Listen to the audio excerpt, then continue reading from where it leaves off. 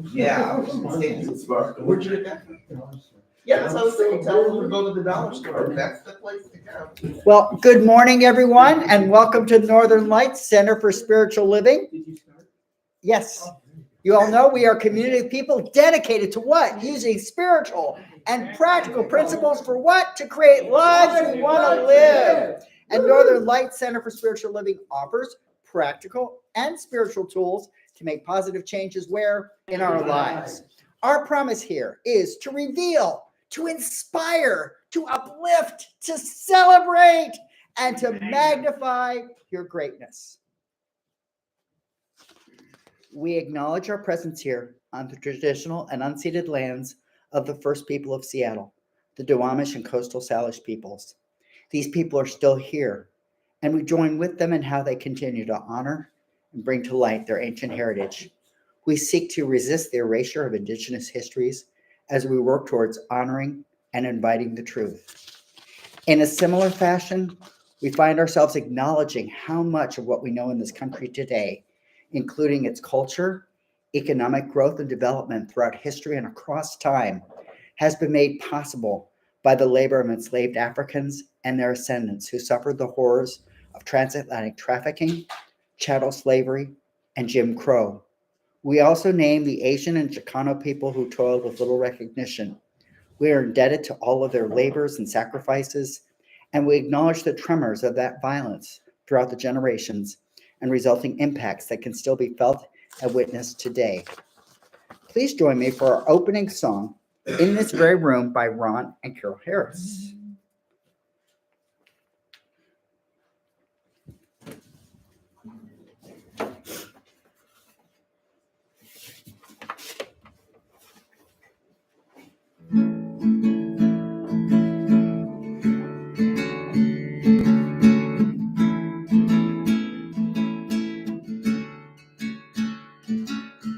In this very room, there's quite enough love for all the world.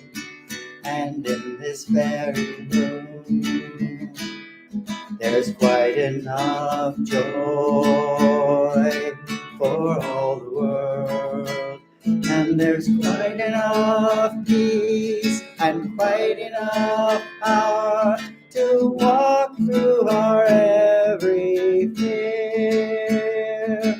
For Spirit, sweet Spirit, is in this very room. In this very room.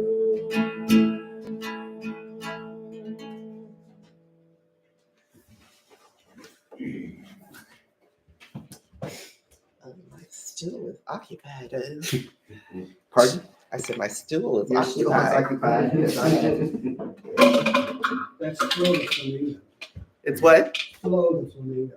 Floyd. Yes. Oops. Well, good morning, all. Good We're morning. having technical difficulties. Not really, but Physical difference. yes. Good morning.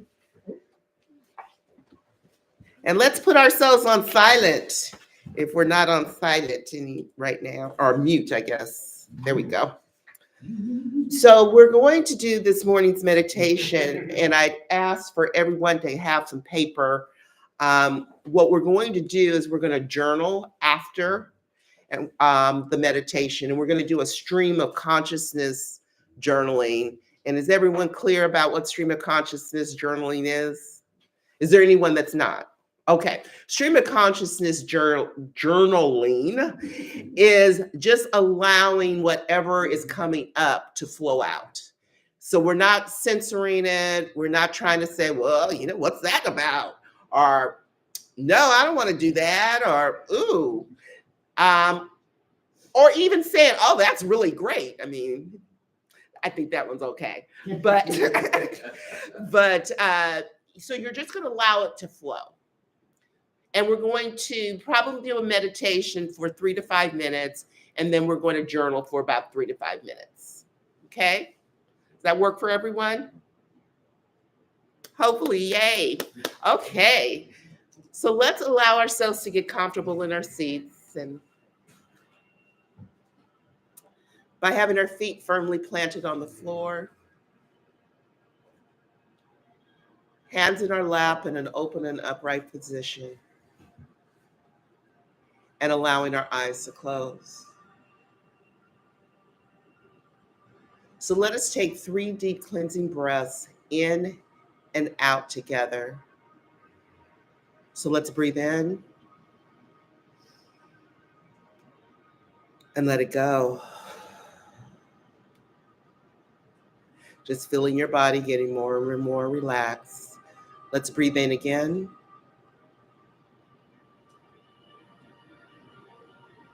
And let it go. And one more time in.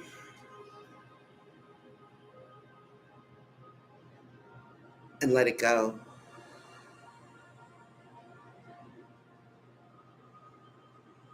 And let's do a quick survey of our body, checking to see if there's any place that's holding on.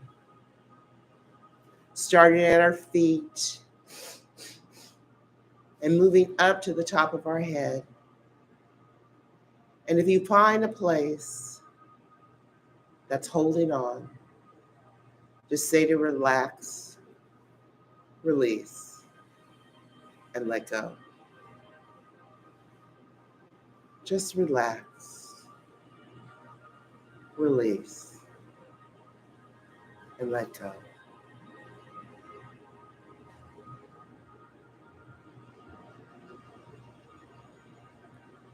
And so in this philosophy,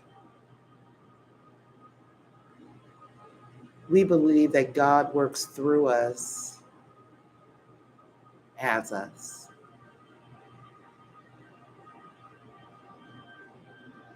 And in that knowing, in that belief,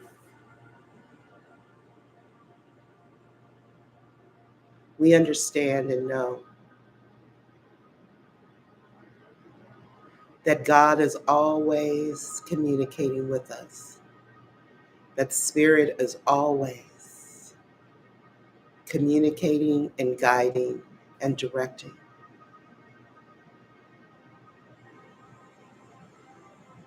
Are we open and listening? And so for the next few moments, let us contemplate the thought that I am open and receptive and follow Spirit's guidance. I am open and receptive and follow Spirit's guidance. I am open and receptive and follow Spirit's guidance. So let us contemplate this thought for the next few moments.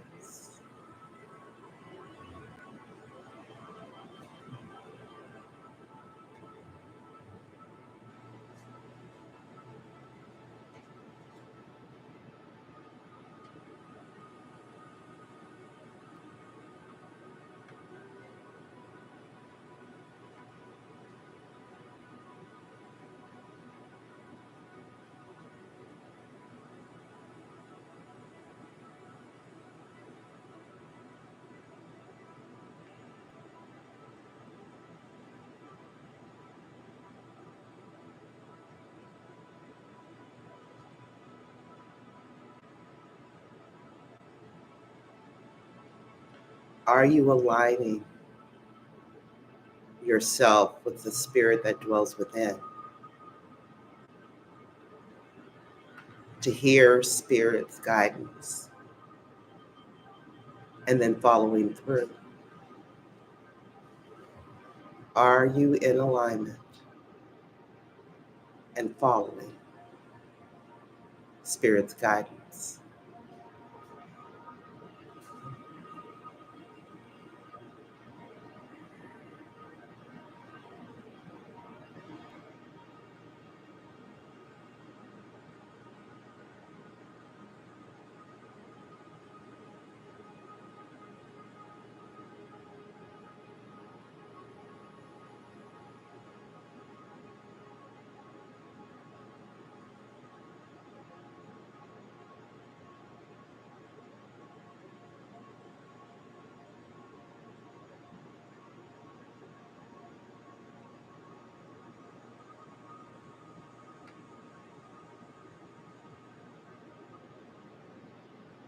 How can I be more aligned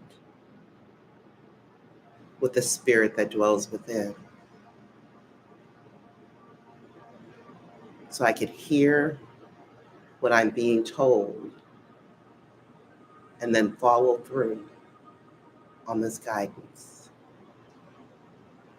How can I be in more alignment with the spirit that dwells within?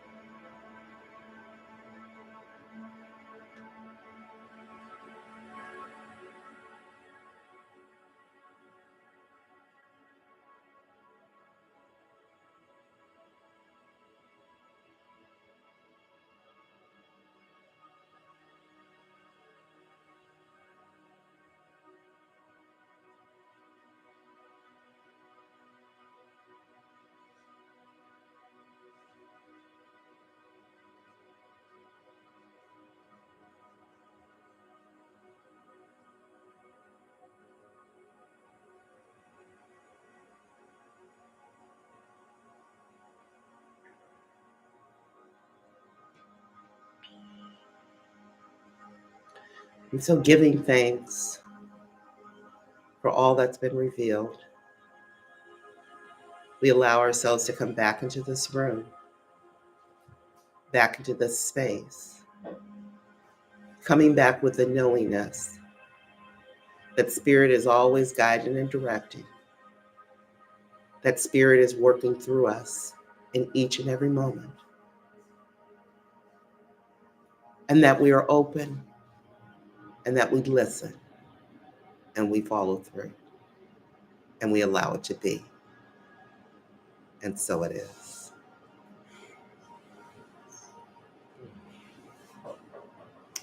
And so now please journal for the next few moments.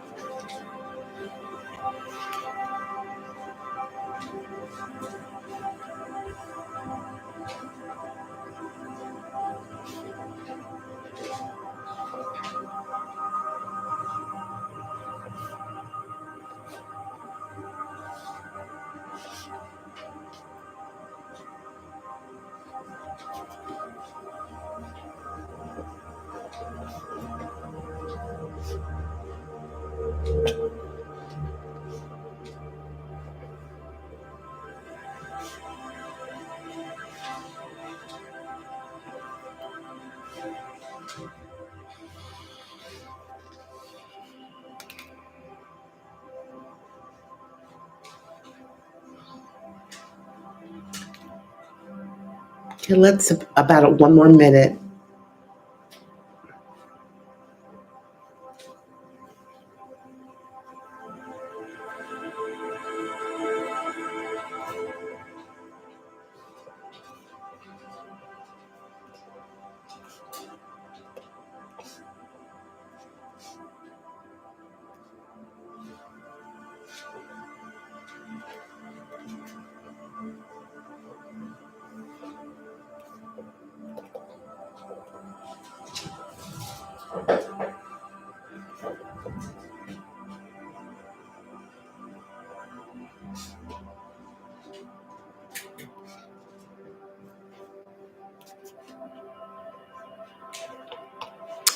All right. Let us conclude the journaling for right now, knowing that you can always pick this up after service. And thank you. So this morning's reading comes from, woo, drum roll. Well, it comes from my phone, but actually it comes from what we get the topics from. United Centers. Yes. And Reverend Vaughan sent it to me, so he made my reading so easy. Okay. Yes. I emailed you back to let you know. I'm like, oh, thank you for the reading. It even says reading. Yeah. I'm like, hey, okay, it's a no-brainer. Spirit always delivers. So here we go. Perhaps the simplest way to state the proposition is to say that we are surrounded by a mind or intelligence that knows everything, that the potential knowledge of all things exists in this mind, that the abstract essence of beauty, truth, and wisdom coexist in the mind of the universe, and that we also exist in it and may draw from it. But what we draw from it, we must draw through the channel of our own minds. A unity must be established and a conscious connection must be made before we can derive the benefits which the greater mind is willing to reveal or import to us. The universe is impersonal. It gives alike to all. It is no respecter of persons. It values each alike. Its nature is to impart, ours to receive. When we stand in the light, we cast a shadow across the pathway of our own experience. Emerson advises that we get our bloated nothingness out of the way of the divine circuits. Let us restate our principle. We are surrounded by an infinite possibility. It is goodness, life, law, and reason. In expressing itself through us, it becomes more fully conscious of its own being. Therefore, it wishes to express through us. As it passes into our being, it automatically becomes the law of our lives. It can pass into expression through us only as we consciously allow it to do so. So I want you to hear that. It can only pass through us only as we consciously allow it to do so. Therefore, we should have faith in it and its desires and its ability to do for us all that we shall ever need to have done. Since it must pass through our consciousness to operate for us, we must be conscious that it is doing so. And so it is. So it is.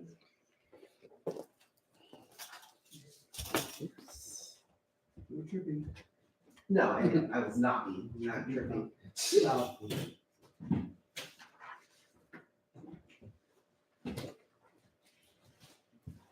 Where's our screen? What screen? We never had a screen up there? We did have a screen. He took it down because That's when that was over here. Oh, okay, so it's been like this for a long time? No, a couple of weeks. Okay. Oh, I haven't been here. Okay, No, sorry. it's expanding. So we have our declaration. Woo-hoo. Please join me to go through this 3 times. We are an expanding and loving community working in a field of infinite potential. We are an expanding and loving community working in a field of infinite potential.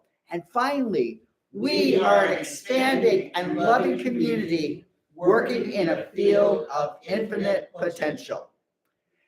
So the song we have before the talk is something that I'm sure you are all very, very familiar with. So please just go with it. The song after the talk is not one that you'll be familiar with. So we can have a contrast.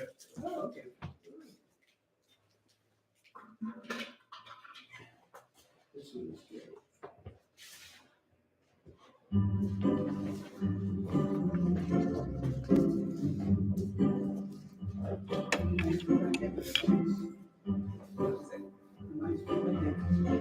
Oh, really? Yes. I think that's what I heard.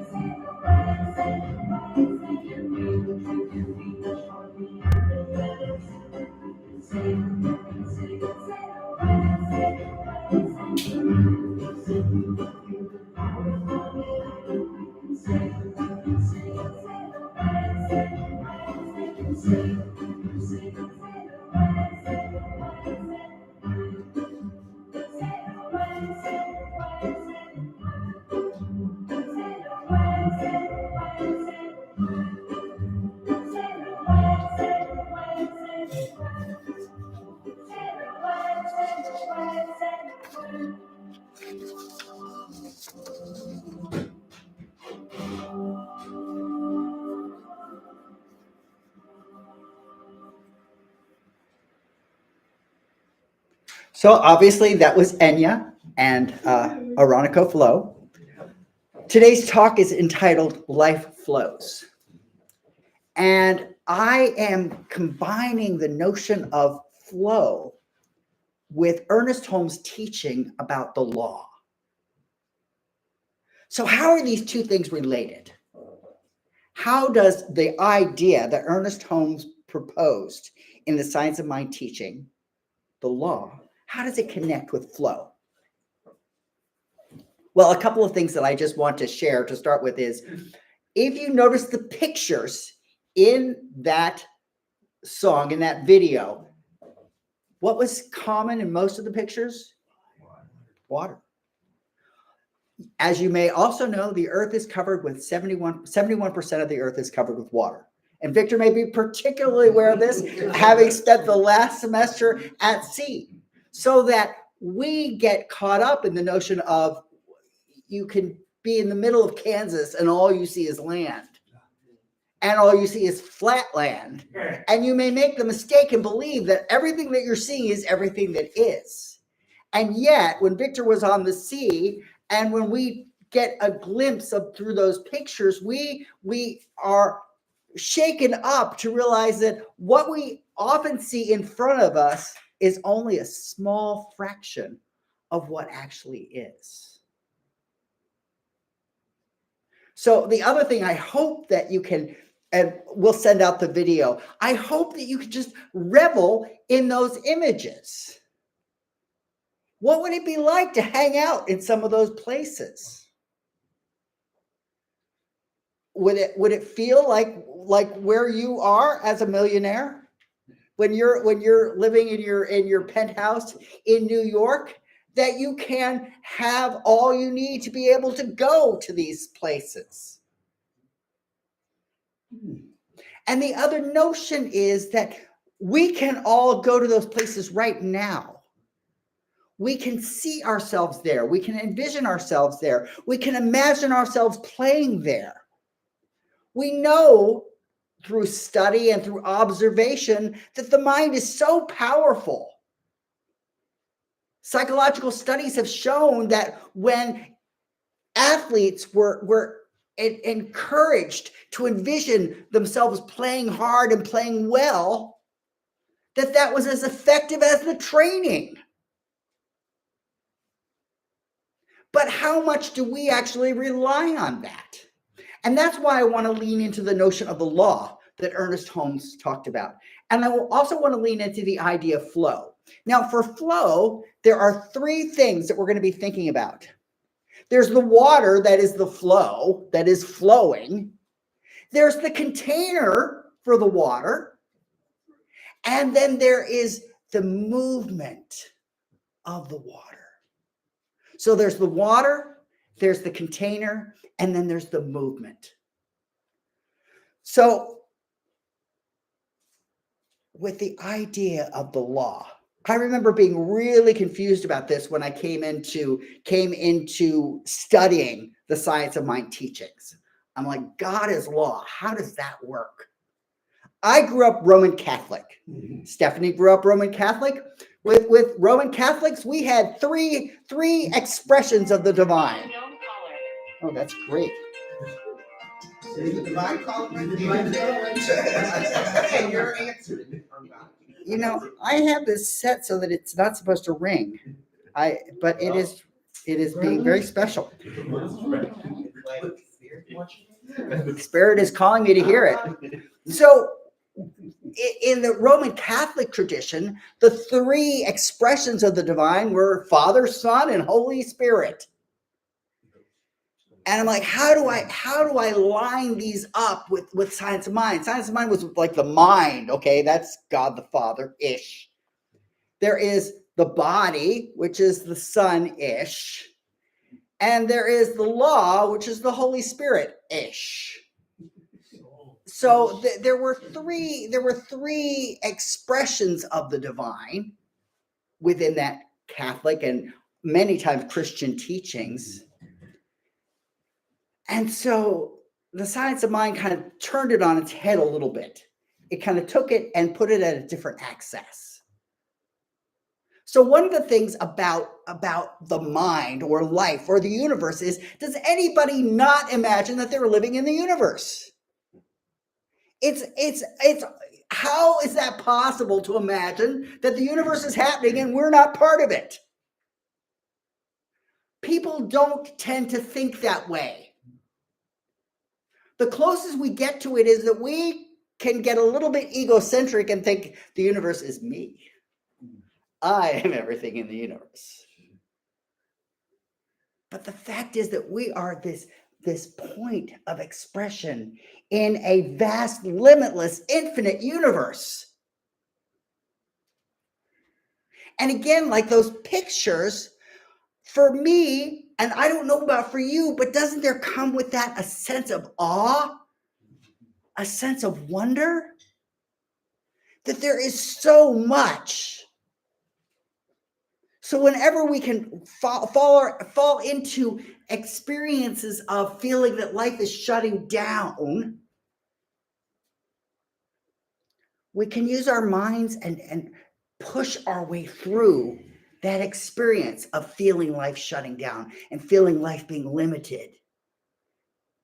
Because we are one point in that life, but life is so much bigger than the point that we are.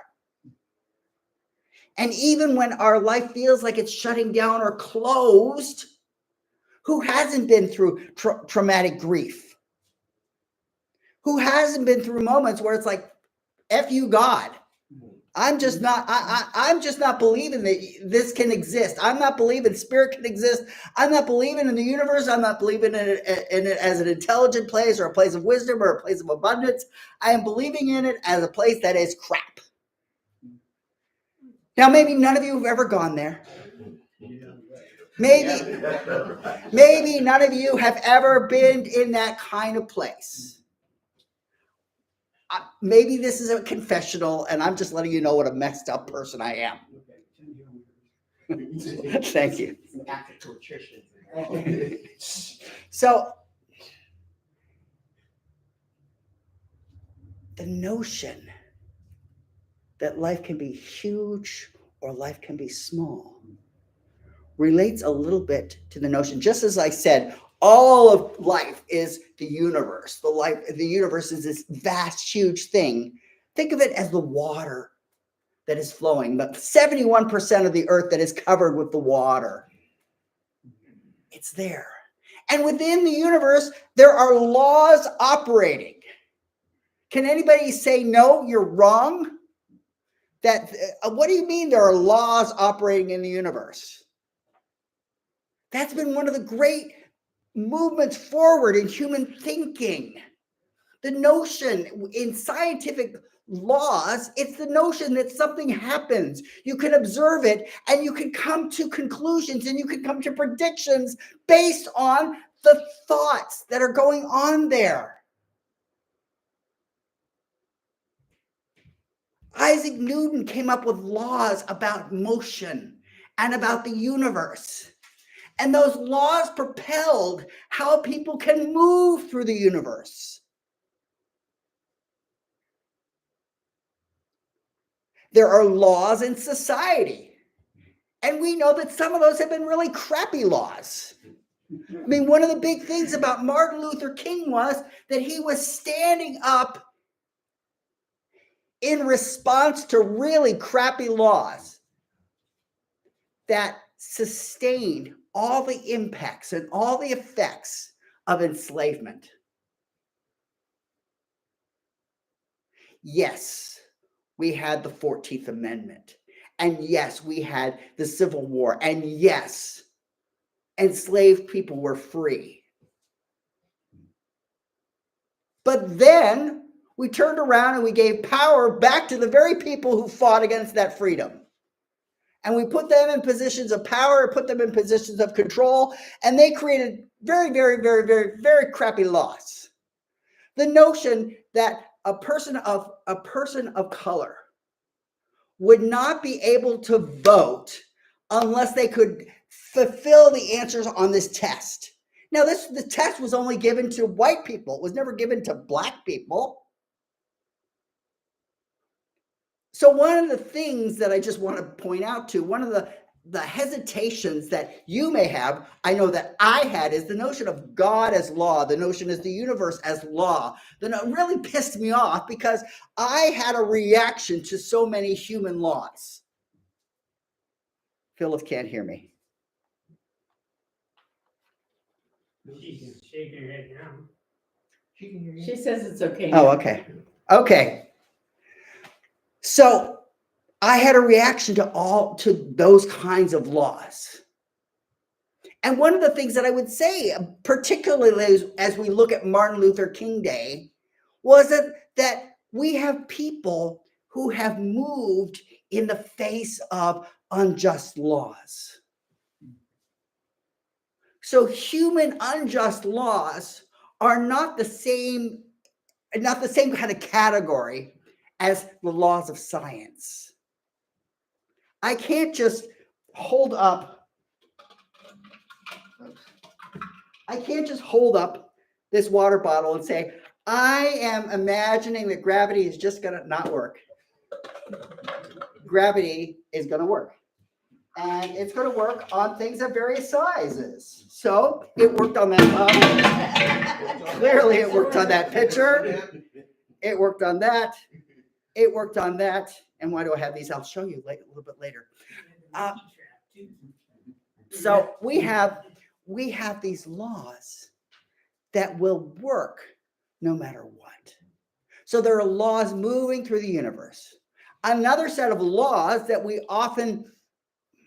may act from but not think about, in addition to the civil laws that get put into place, there have been spiritual and religious laws. And sometimes the spiritual and religious laws have advanced humanity. Sometimes they have, well, let's be honest. I mean, the notion of the golden rule, do unto others as you would have done unto you. I think that's been a contribution to how people can move through the world.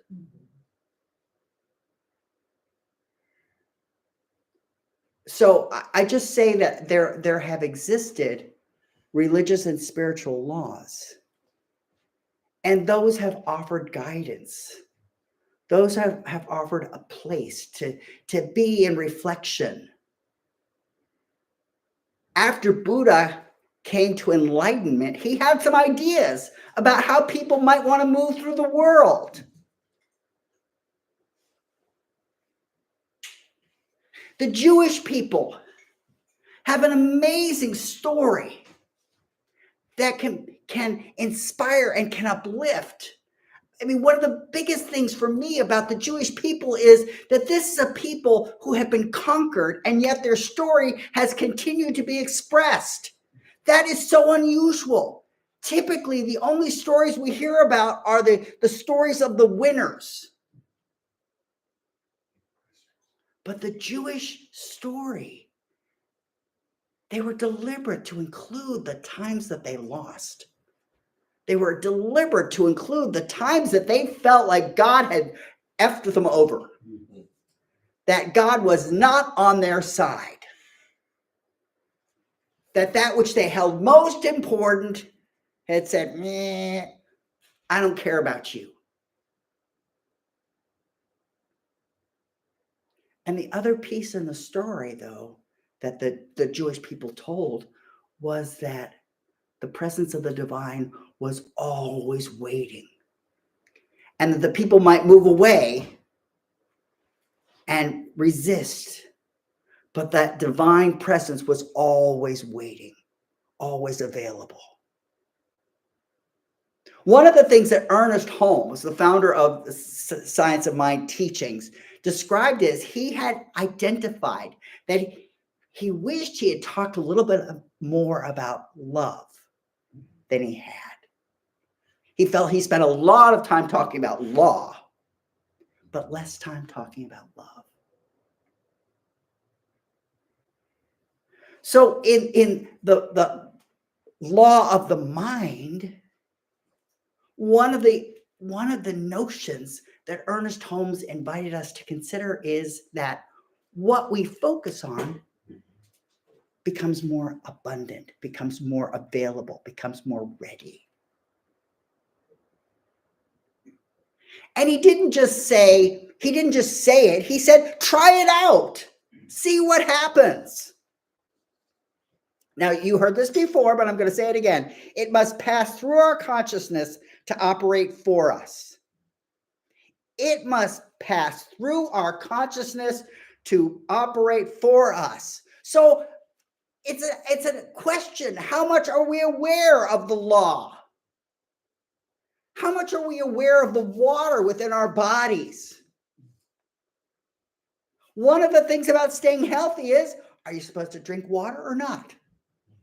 Yes, you're supposed to drink water. And it's not very healthy if you don't drink water. If the only thing you drink is soda, your level of health may not be as big. So if we don't think of ourselves as connected with the law of the mind, if we don't think of ourselves as connected with the law of the universe that is guiding everything, we sit in our little corners and shake our fists, all pissed off, all upset, all distressed because life isn't happening the way we'd like it to, not much happens. Again, one of the big things, one of the amazing things about Martin Luther King Jr. was that he not only had these ideas, but he took action in response to them. And one of the actions was he was part of an enormous community.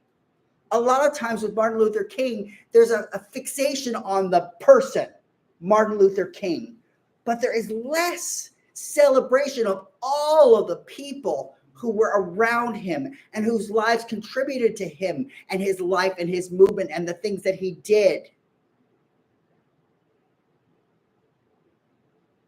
When we think about his speeches, it isn't simply the words of his speeches, it was the people receiving the words of his speeches. It was that he could fill the mall at Washington. He could fill it. And not in the phony way that a certain president who's being inaugurated on Monday claims to have done it. This was a person who did it. I'll also note that President Obama filled that same mall in a similar way. But that's neither here nor there. It is a little political, and I apologize.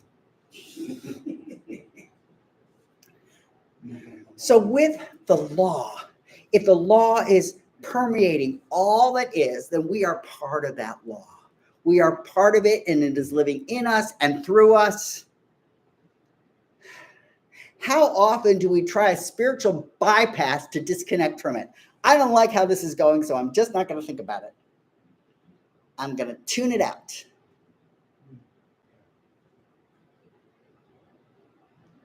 One of the ways to play with the law as the water that is in all, through all, as all, is simply to look at our lives. Look at the effects of our lives. How can we watch ourselves as co-creating?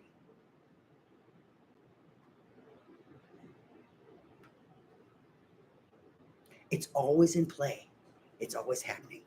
So that's one, the water. The second notion that I want to talk about is the containers. And that's where I have these assorted items. Flowing. Coming away from me. So we've got these assorted items. How big are we ready to hold our beliefs? How much space are we willing to give all of creation to work through us? I know that I have had some things that have had the space like this. If I go to the ocean with this for my sandcastle, it's going to take me a very long time to get my sandcastle wet enough to fill it up. Maybe I've got this. Not much better, really, though, is it? Maybe I've graduated and I've moved all the way up to this. Maybe I have a more elegant solution where I can carry it. We have a 5-gallon jug in the car. I was going to bring it in, but I think you could all picture the 5-gallon jug rather than me holding it up and having another thing to have flopping around for you. But the point of these was to be able to say the container. If you look at those bodies of water, the ocean is enormous. A river is enormous. A lake is enormous. A pond is not so enormous. My dad years ago put a pond in his front yard, but it was bigger than nothing that was there before he put it in. What is the container that we are making of our lives? What is the space that we are giving for our dreams, for our hopes, for our imaginings?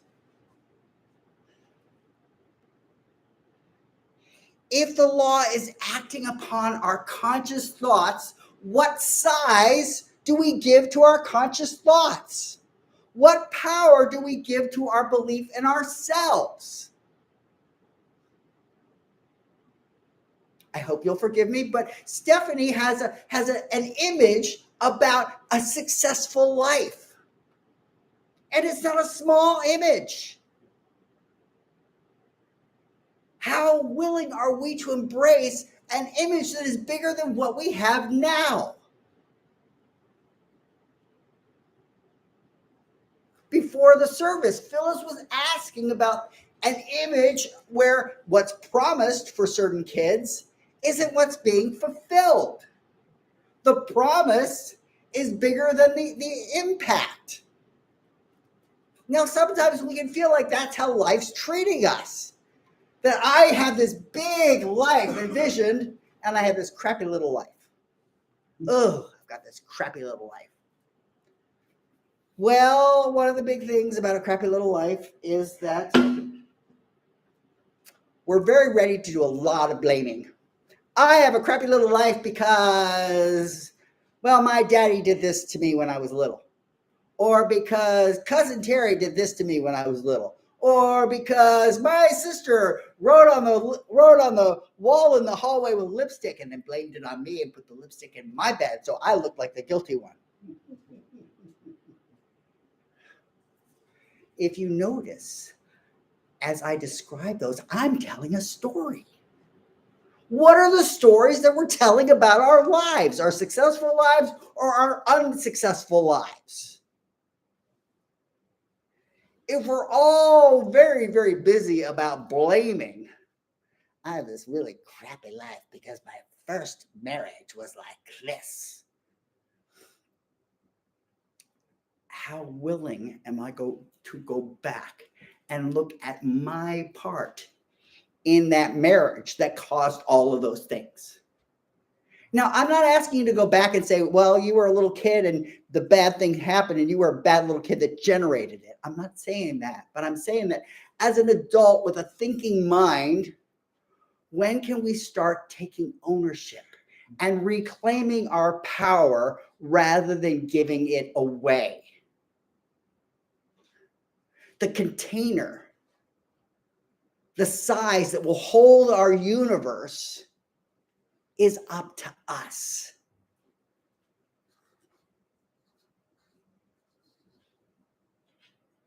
They ask, what's our attitude about life? Who are we gathering around us?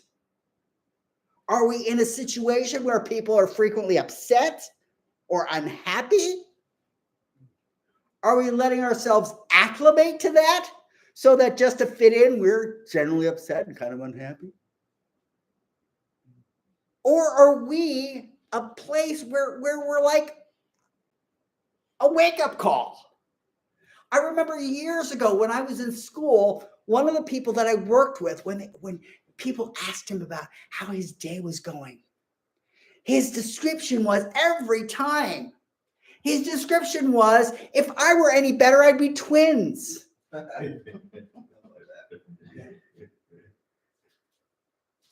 This was a place where people weren't gung-ho, but that was his response. I have a coworker who every day when I see her, she's like, you be safe.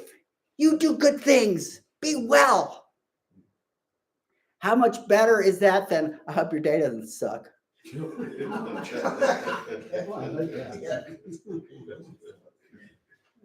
But think about who we put around us. And who are we going to be in those places where we are around? What kind of enthusiastic presence of the law are we making ourselves? Are we speaking about possibility? Are we speaking about probability? Are we speaking about expectancy? Or are we speaking about getting by? There's a song that some of the people here have heard, More Than Enough.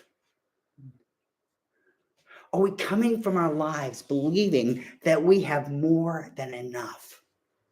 No matter what we have, can we start to imagine that we have more than enough? That the small that we have in the stories in the New Testament, where Jesus talks about the people who are giving, there's a very showy example. He's like, look at this person. He's showing off. Look, I'm giving all of this stuff. And yet what Jesus pointed to was the widow who gave her last coin. She had more than enough to be able to give her last coin, and she wasn't doing it because, like, I know I'm going to end up in Jesus' story. I'm going to be famous for my whole life because I am now in Jesus' story. Woo! What is the attitude that we carry? The law flows through us. The law of the universe flows through us with our stories, with our thoughts, with our emotions, how we're thinking. And that brings me to that third point, the motion. The motion is, what's the movement of our thoughts? What is the movement of our feelings? Many people who are familiar with the science of mind know that notion. It's a thought plus a feeling that leads to an outcome.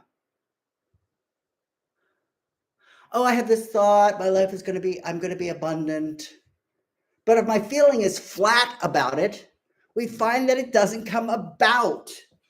Or in fact, if my feeling is, this just can't happen. Frack it, this just is not going to happen. I know it happens for others, but it can't happen for me. Now, that feeling tone, we all pick up on feeling tones around us. Has anybody not ever had a coworker that you're like, their feeling tone is not what they're saying? You know, you're meeting someone and they say, it's so good to see you. And those are the words, it's good to see you. But the tone is like, crap, I'm having to see you. How do we align our thoughts and our feelings? How do we move ourselves into a place of passion, of energy, of enjoyment, of delight, of adequacy? Because maybe if we've been in a place of low, maybe the movement is, I'm not as low as I was then. And rather than judging it and say, shit, why aren't I in this better place? I'm in the place where I am. And where I am is, it's enough. Where I am right now is enough. Am I breathing? Check. Good job. Was I able to put on clothes? Check. Good job. Could I get myself to the bathroom? Great job. Did I look in the mirror and did I make what I would consider an improvement when I went there? Good job. Are we acknowledging? Are we celebrating? Acknowledgement, celebration, those are all those acts of motion. Motion with the law.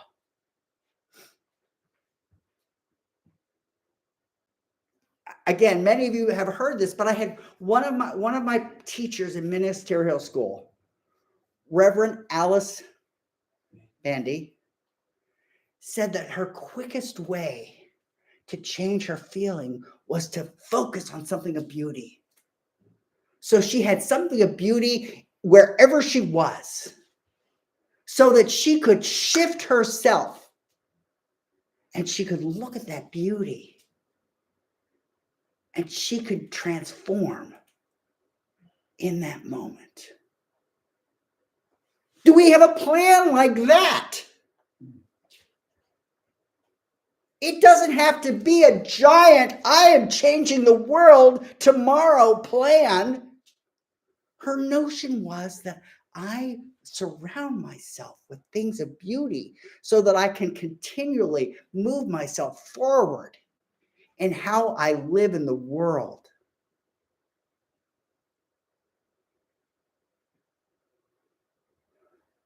The thoughts that we have most frequently are the thoughts that get multiplied.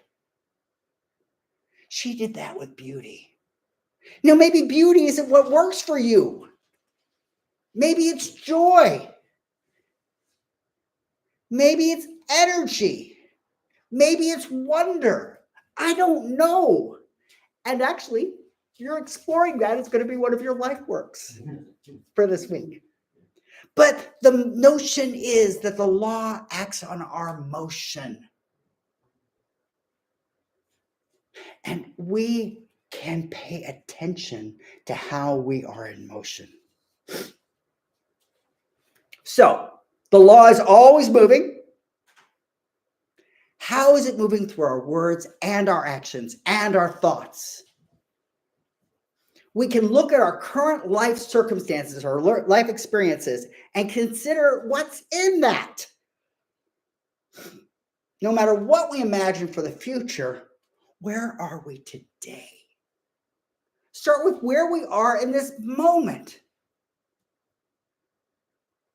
Did we wake up in a grumbly place?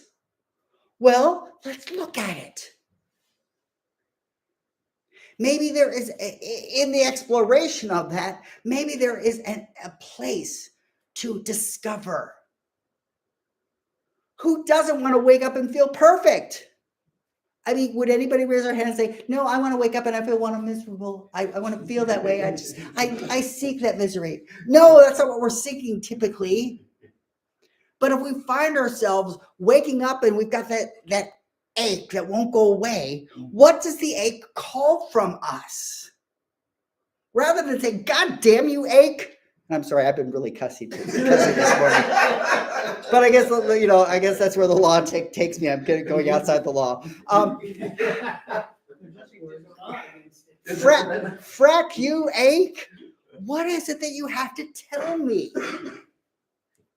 That was one of the ministerial classes. When you have a pain, have a conference with it. What is it that you're here for?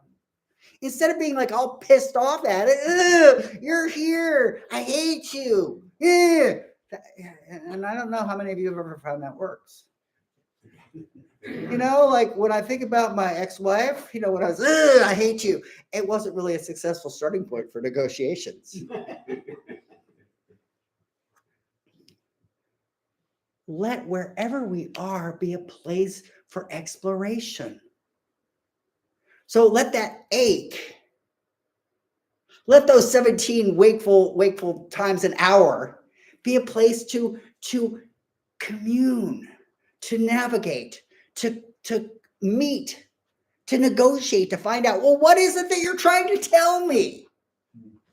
How do we make ourselves receptive to the messages that are coming to us all the time?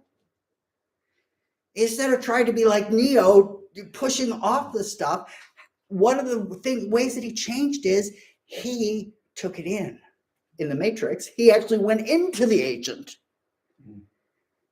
He didn't keep pushing it back. He pushed into it. So how do we push into our aches and pains? How do we push into the circumstances that don't thrill us? So, for instance, tomorrow, I'm not entirely thrilled at the inauguration of the character that's being inaugurated. But what do I push into? I push into the fact that I really do value women's rights.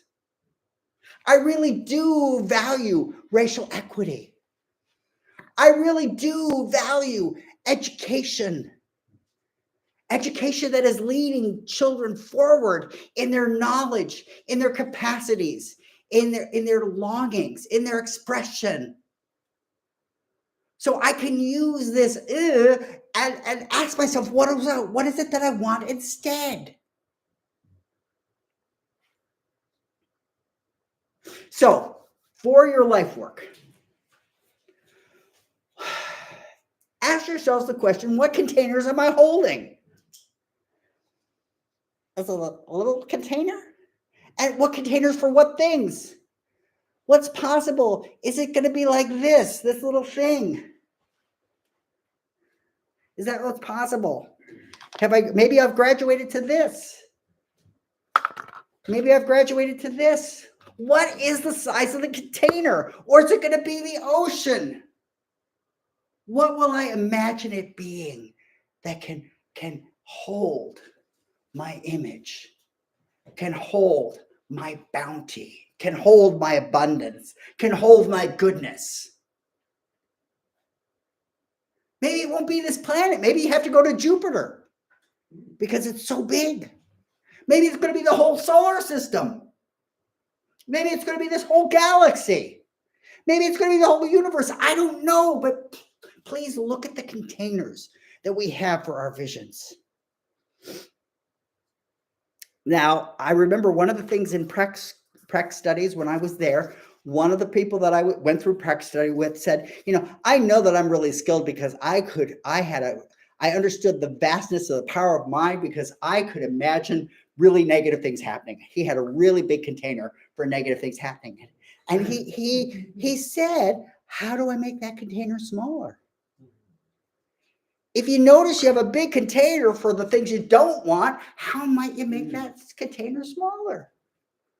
I'm not going to keep having all of these terrible bad things happening because my container is going to stop imagining that. It's going to stop entertaining it. It's going to stop letting that be.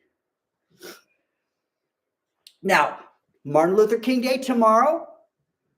It's still, and it's going to be, its inauguration this one time. But it's Martin Luther King time every year since 71. So think about who are the people like Martin Luther King who have inspired you. So this is your other life work. Who are your inspirations? Who are the folks that light you up? Who are the people who let you see that your life can be bigger?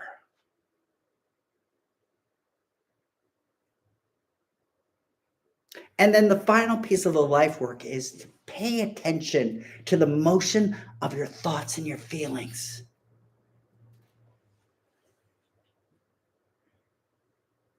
That motion happens within the context of those containers. So just pay attention to what those motions are. How much are we stuck in an old habit?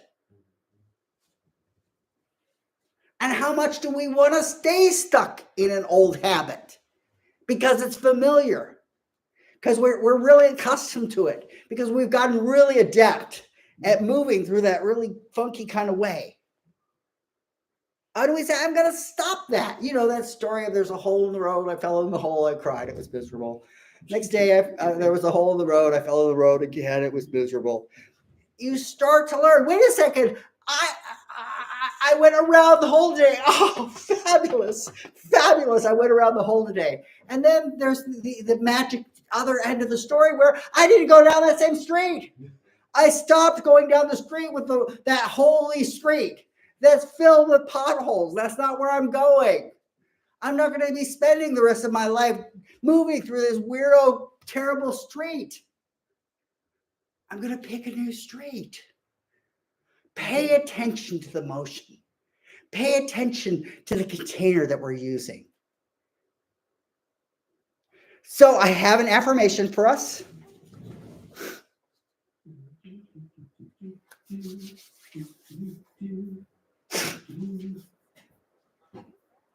And it's fairly easy. Oh, yeah. So this will be a short one in Phyllis's little bucket of affirmations. Okay.